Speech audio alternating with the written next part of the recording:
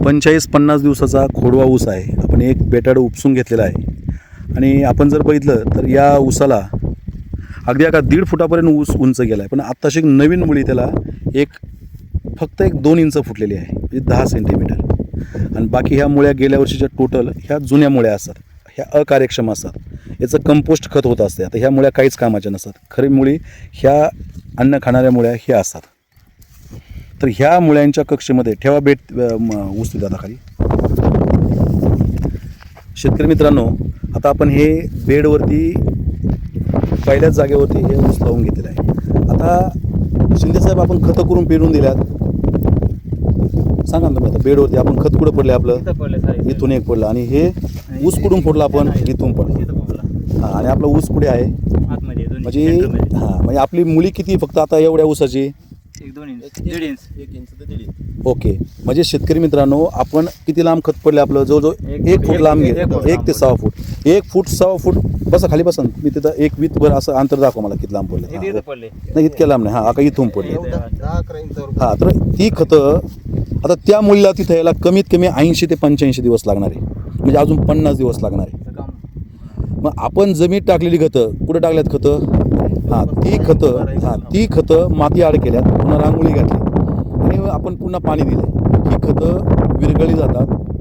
विरघळल्यानंतर 10-12 दिवसात समजा आपण DAP डायमोनियम फॉस्फेटमधलं नायट्रोजन हे 9व्या दिवशी लागू होतं आणि फॉस्फरस 13-14-15 दिवस लागतात ते फॉस्फरस लागू व्हायला. आता नवीन मुळी तयार करण्यासाठी फॉस्फरस लागतो.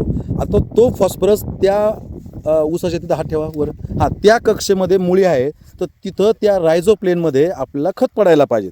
आपलं खत लांब पडलं आहे. किती लांब पडलं? तर इतक्या लांब पडलं.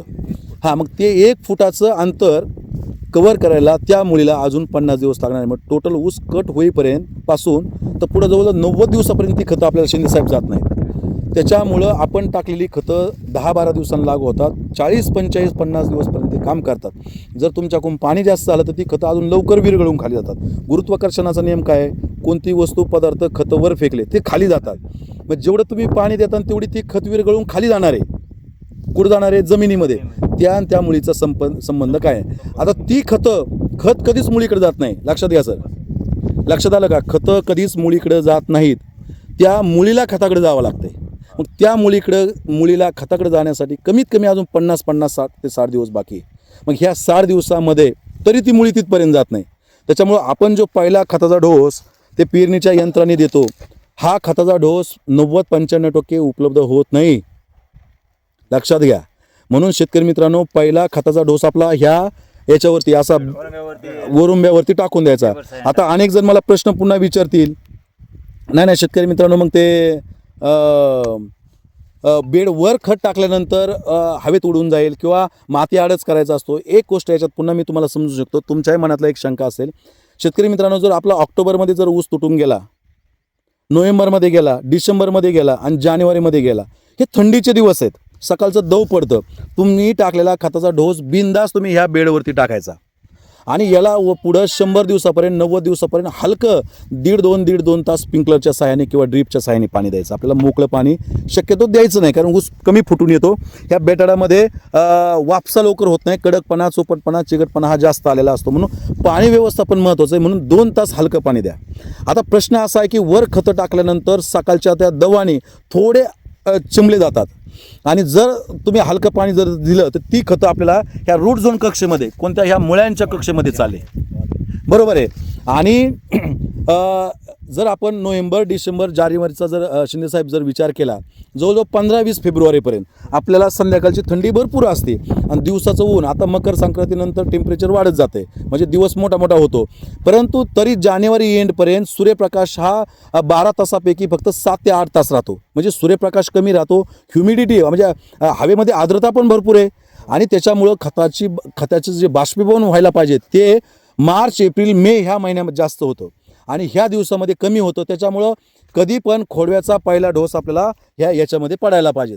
जेवढा तुम्ही पहिला खताचा डोस हा बेडवर टाकता आणि पाण्याने विरघळून तो डायरेक्ट रायझोप्लेन म्हणजे कोणता एरिया? डायरेक्ट हा भाग. आणि रायझोस्पियर म्हणजे कोणता? त्याच्या बाहेरचा भाग.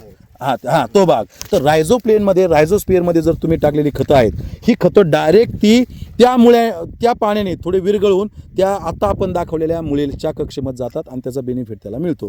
त्याच्यामुळे शेतकरी मित्रांनो कायम लक्षात घ्या की खत आपण आज 2-2 हजार रुपयापर्यंत एक बॅग गेलेली आहे. हे खताचं डोस आपल्याला त्या मुळ्यांच्या कक्षेतच जायला पाहिजेत, रायझोस्पिअरमध्ये. आणि जर आपण खतं लांबून टाकले तर ती खतं मातीमध्ये जातात, त्याचा पिकाचा काही संबंध नाही. आणि नोव्हेंबर, डिसेंबर, जानेवारीमध्ये जर आपला खोडा ऊस जर तुटून गेला असेल तर सुरुवातीला ती खतं बेडवर टाकलेले उघडे राहिले तरी त्याचं बाष्पीभवन जास्त होत नाही. अमोनिकल फॉर्ममध्ये ही खतं हवेतून उडून जात नाहीत.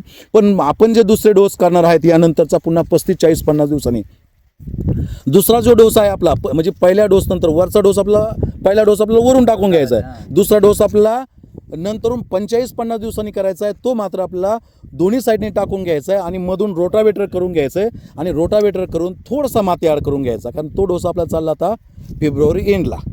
त्याच्यामुळे एवढी काळजी घ्या की आपण जे महागाचे खतं देतो हे मुळ्यांच्या कक्षेत गेले पाहिजेत.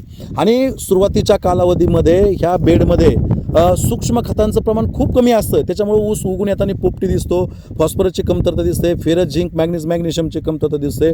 म्हणून दिलेली खतं ही संतुलित खतं द्या, म्हणजे मुख्य खतं, दुय्यम खतं आणि सूक्ष्म खतं, आणि असा मध्ये डोस तुम्ही याच्यावरती करून घ्या. एवढंच मला याच्यातून सांगायचं आहे. सगळ्यांना लक्षात आलंय का साहेब? पण धन्यवाद.